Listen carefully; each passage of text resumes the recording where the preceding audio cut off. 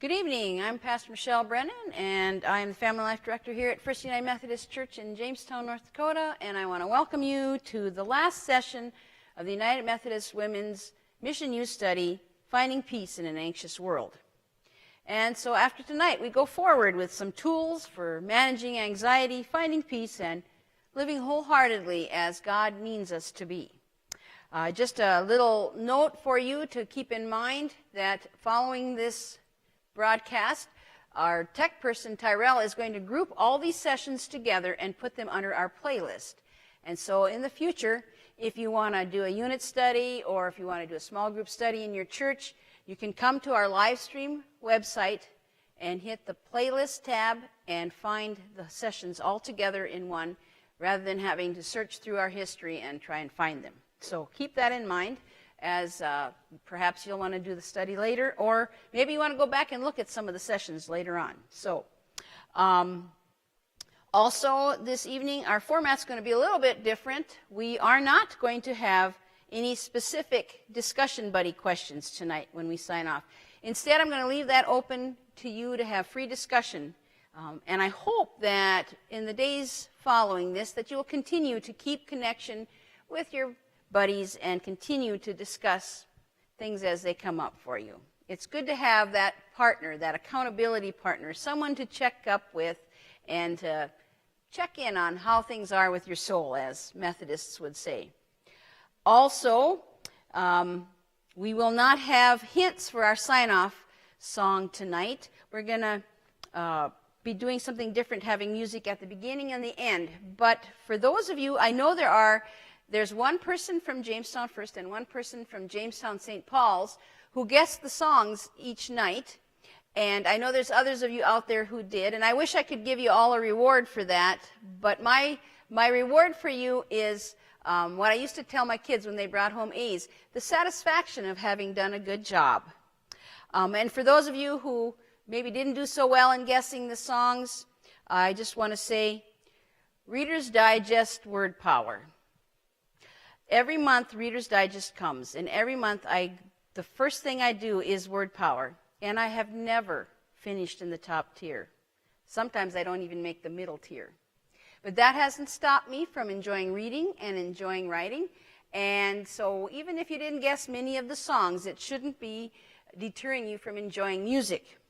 And I know you've been enjoying music because you've been telling me so. And so, as I said, we're going to start with music, and we're going to end with music tonight as we celebrate the time we spent together. And so, we're going to start off this evening with Barb Kane and Rosemary McDougall, who lead our Sunday school music on Sunday mornings here at Jamestown First. And they're going to share with you a song that is a favorite of our Sunday school children. And Brittany Heim is also going to help them. And that song is Holly, Holly, Hallelujah. Hallelujah.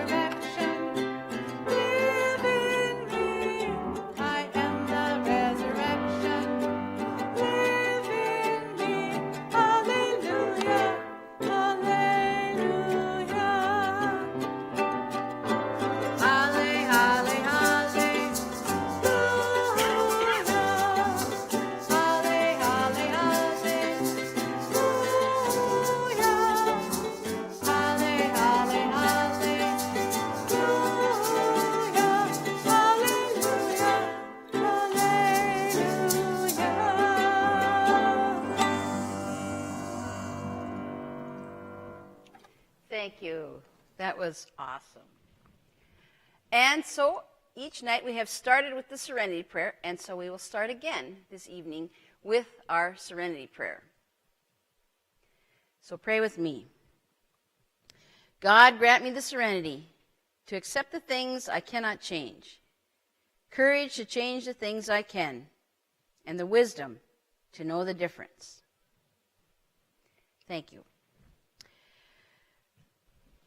As we have considered tools for managing anxiety, we've only touched briefly on the effects of extreme anxiety, especially on our physical bodies.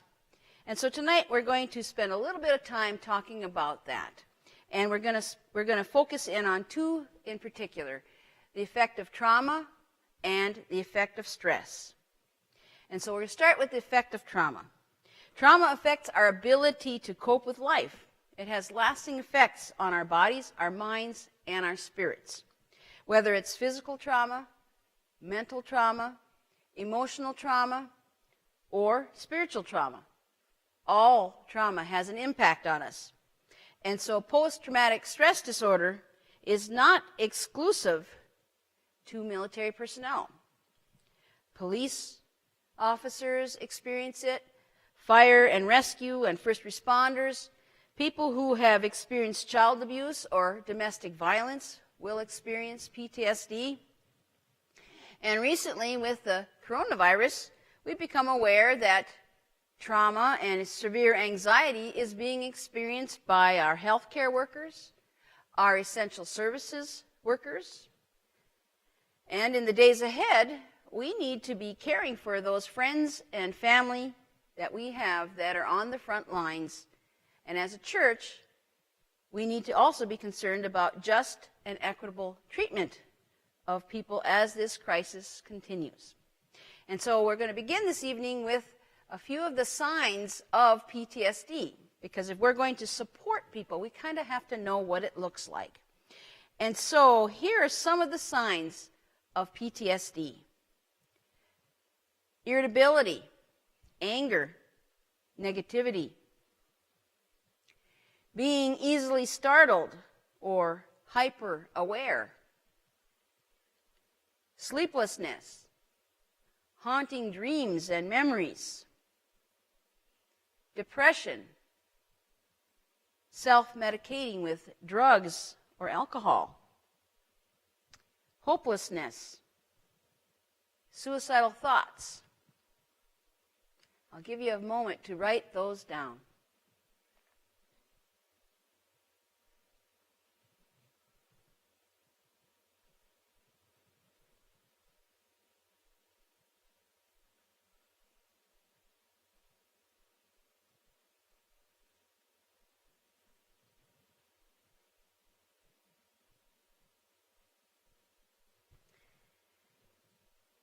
There are several websites out there that give more complete information about PTSD, but this will give you a start in recognizing if friends or family are struggling.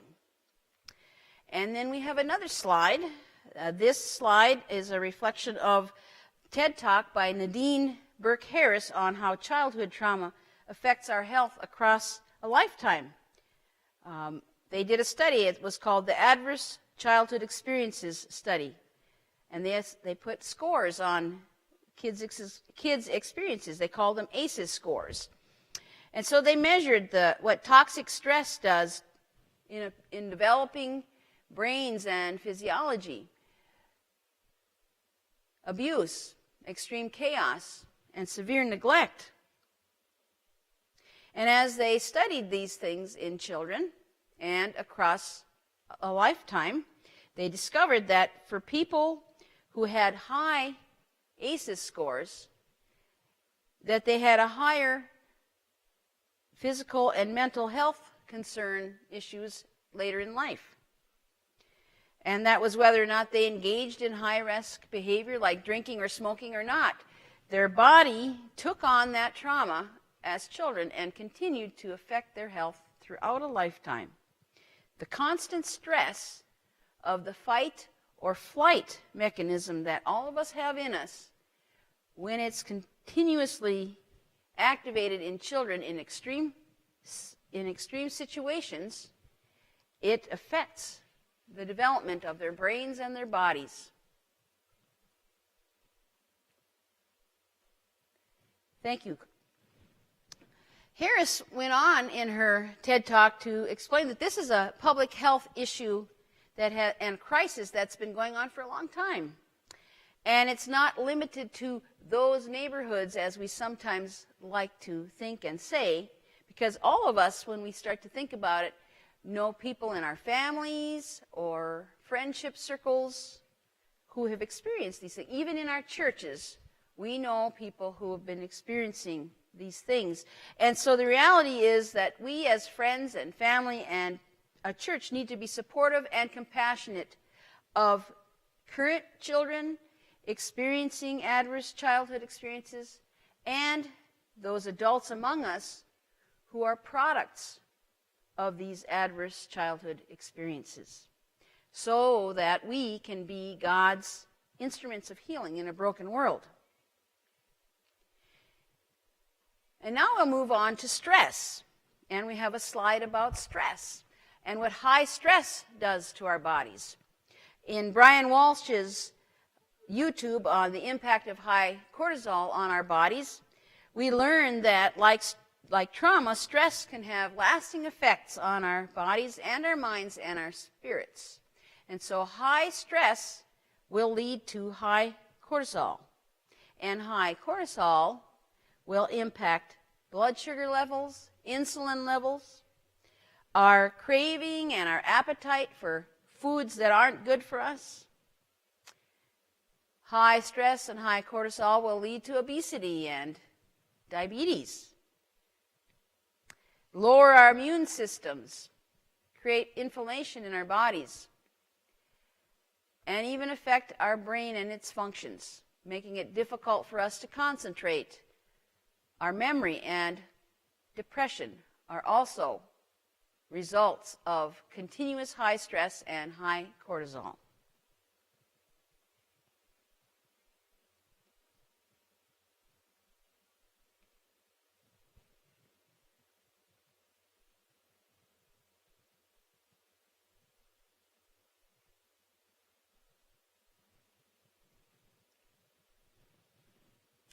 Thank you. When we underestimate what stress does to us, we will often manage it in unhealthy ways. And what Brene Brown calls that unhealthy management is numbing out. We can do that through self-medication, using drugs and alcohol, overeating, going on shopping sprees, gambling, hiding out in social media in places we shouldn't go. And for me, my unhealthy go-tos are king-size Snicker bars. And I have sometimes carried them around in brown paper bags. I have, when I've been really high-stressed, sat down and ate half a chocolate cake or a big bag of potato chips.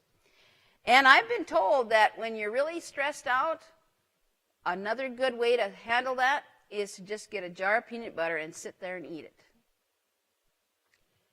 But that isn't going to help us.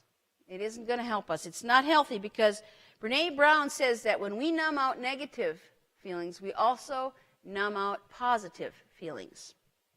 And so it's important that we find healthy ways to manage stress through regular exercise or proper rest and good diets and spiritual practices, as we've been talking about. Also, if needed, if the stress is high and we cannot manage it, we must sometimes consider removing ourselves from the situations.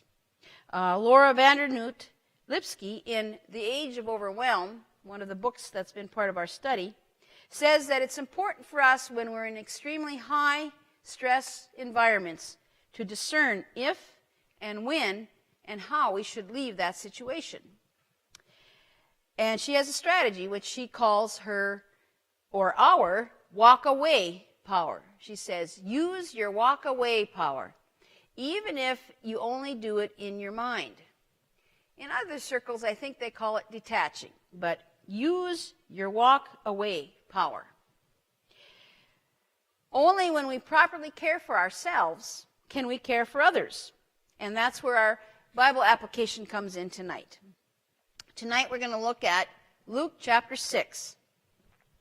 Last week we talked about how God has a desire for all of us to experience wholeness of life, all of us. And so that creates some moral implications and applications for us as followers of Jesus. And as the United Methodist Church, we take the Great Commission very seriously. In fact, we take it seriously enough to make it our mission statement. And we say that our mission in the United Methodist Church is to make disciples of Jesus Christ for the transformation of the world. And so in the last half of that chapter in Luke, Jesus is teaching, and he's talking about loving our enemies and not judging people, and forgiving and being generous. And then as he's talking, he starts to sound like and echo some of that wisdom we read in Proverbs. He says, a blind man can't lead another blind man, or they'll both fall into a pit. Doesn't that sound like a proverb? Student is not greater than teacher.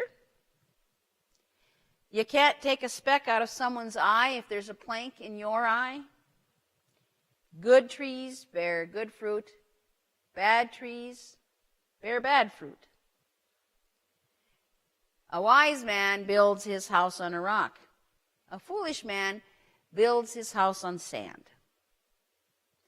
And so as we ponder these proverbial sayings of Jesus, I think we begin to realize that before we can help others, we must first be healthy ourselves. Because we can't give away what we don't have. And we can't give life if our own wells are dry. So, when we embrace wholehearted living, then we can pass it on. And so as we finish this time of study together, this evening we're going to stop and finish off with a brief overview of Brené Brown's 10 guideposts for wholehearted living, which are found in her book, The Gifts of Imperfection. And these guideposts involve letting go of some old ways of thinking about life so that we can embrace some new ways for looking at life. And so there's 10 slides, and we're going to go through them slow so you have time to write them down. And we're going to start with the first guidepost, which says, let go of what people think and cultivate authenticity. Let go of what people think and cultivate authenticity. Have the courage to be who you are.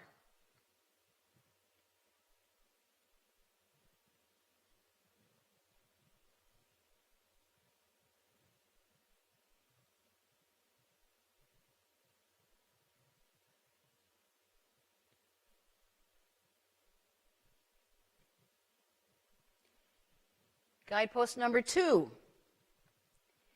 Let go of perfectionism and cultivate compassion. Let go of perfectionism and cultivate compassion. And start by being kind to yourself and believing that you are enough.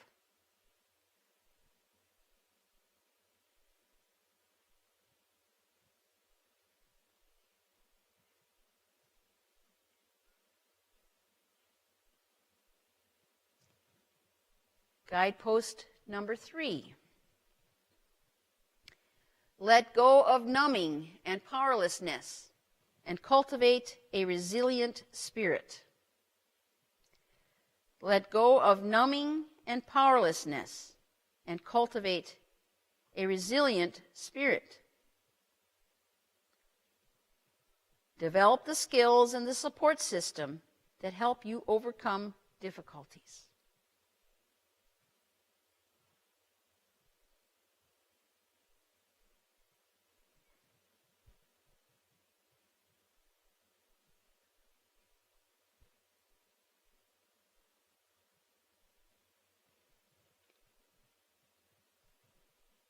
Guidepost number 4.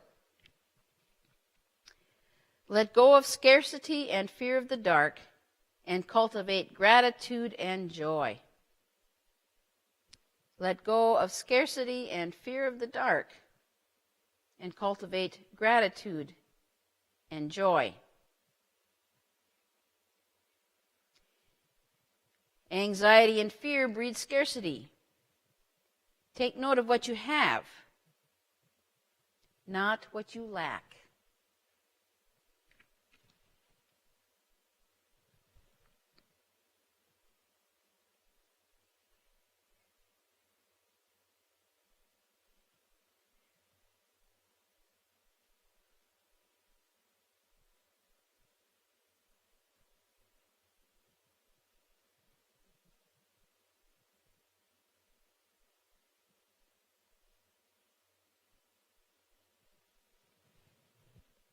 Guidepost number 5. Let go of the need for certainty and cultivate intuition and a trusting faith. Let go of the need for certainty and cultivate intuition and a trusting faith. Listen to your process and allow for mystery.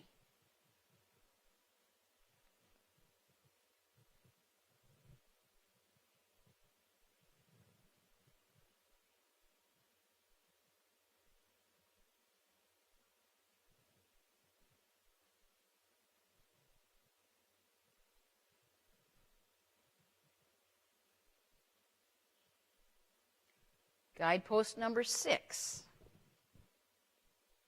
Let go of comparison and cultivate creativity.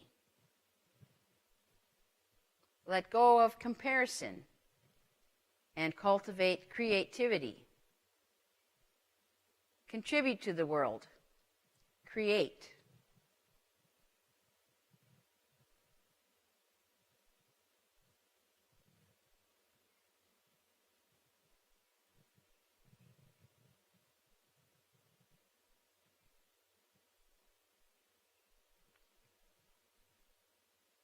Guidepost number 7.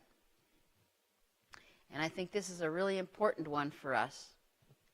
Let go of exhaustion as a status symbol and productivity as self-worth, and cultivate play and rest.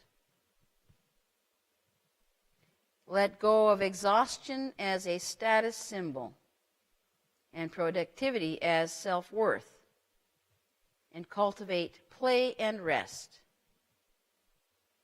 The opposite of play is not work, it is depression.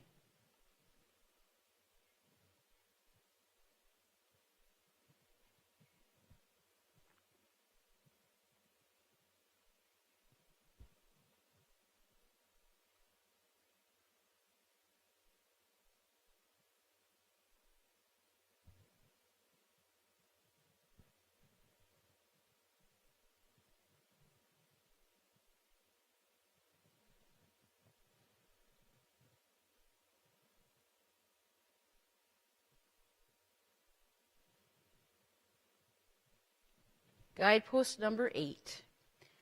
Let go of anxiety as a lifestyle. Cultivate calm and stillness. Let go of anxiety as a lifestyle. Cultivate calm and stillness. Do less, not more.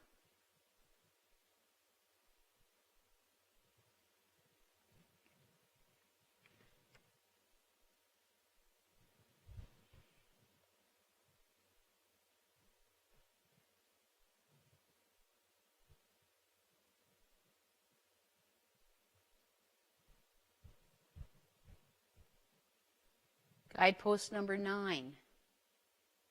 Let go of self-doubt and supposed to, and cultivate meaningful work. Let go of self-doubt and supposed to, and cultivate meaningful work. Focus on what gives you life.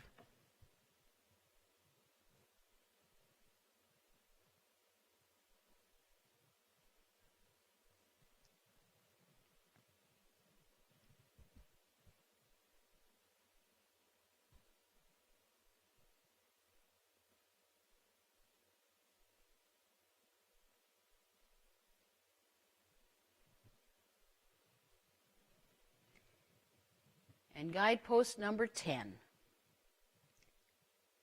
Let go of being cool and in control and cultivate laughter, song, and dance. Let go of being cool and in control and cultivate laughter, song, and dance. Laughter heals, song stirs, dance frees.